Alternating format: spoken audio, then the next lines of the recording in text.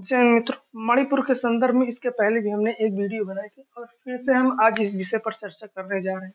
जैसा कि आप सबको पता ही होगा कि मणिपुर में जो भी घटनाएं घटित हुई है, इतनी निंदनीय घटनाएं, इतना अगर घटिया शब्द का से भी नीचे लेवल का अगर कोई शब्द है, उसका प्रयोग किया जाए फिर भी इसके लिए कम है। हालांकि मणिपुर की ही बात नहीं, पूरे भारत की ये छवि को धूमिल करने वाला एक ऐसा सब्जेक्ट बन गया, ऐसा सब्जेक्ट, ऐसा विषय है ये कि इसको सुनकर, इसको देखकर रूह कांप जाती है।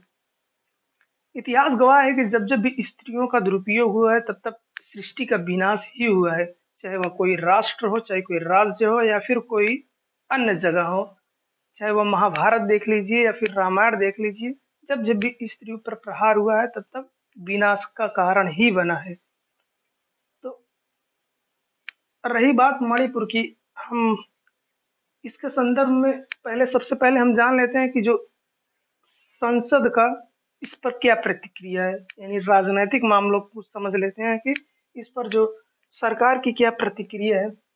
अभी 20 जुलाई को, हालांकि ज्यादा समय ना लेकर थोड़े से शब्दों में समझते हैं। 20 जुलाई को संसद का सत्र चालू हुआ।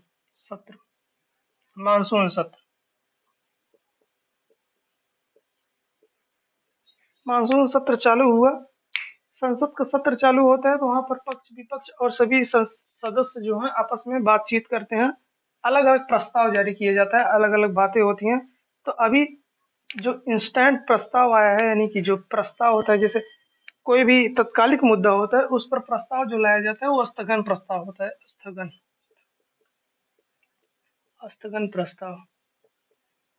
सबसे पहले प्रस्ताव के बारे में समझ लेते हैं। प्रस्ताव जो होता है वो अपनी बातों को रखना होता है, प्रस्तुत करना होता है। प्रस्ताव का मतलब ये होता है कि प्रस्तुत कीजिए, बात को प्रकट करना होता है।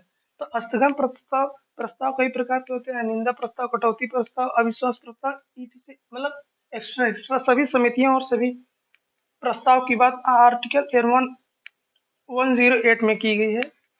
स्थगन प्रस्ताव का मतलब ये हुआ, स्थगन प्रस्ताव जो है वो 2.5 घंटा इस पर चर्चा होती है। और ये क्षणिक, यानी कि तत्काल, जैसे कोई घटना घटित होती है, जैसे अभी मणिपुर में है। इसके पहले जो कोरोना काल 2019-20 में आया था, उसके लिए ये प्रस्ताव जारी किया जाता है, ये प्रस्ताव लाया जाता है। और ये 50 सदस्यों द्वारा लाया जाता है, सदस्यों के हस्ताक्षर से। उसके बाद ये जो लाया जाता है, ये लोकसभा में लाया जाता है। अब इस पर सरकार की क्या रणनीति है, इस पर सरकार की क्या अपनी राय है, उसको समझ लेते हैं। सरकार जो है वो बात कर रही है कि हम बात करेंगे 176 के तहत।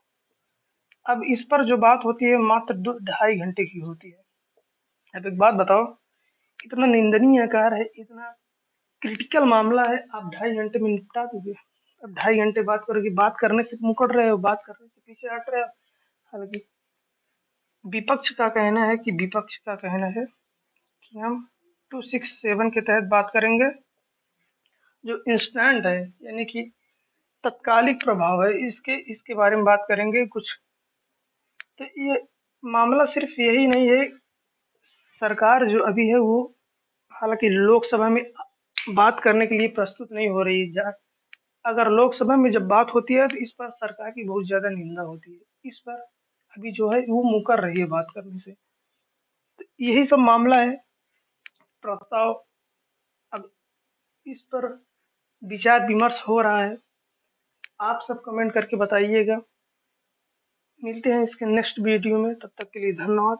जय हिंद।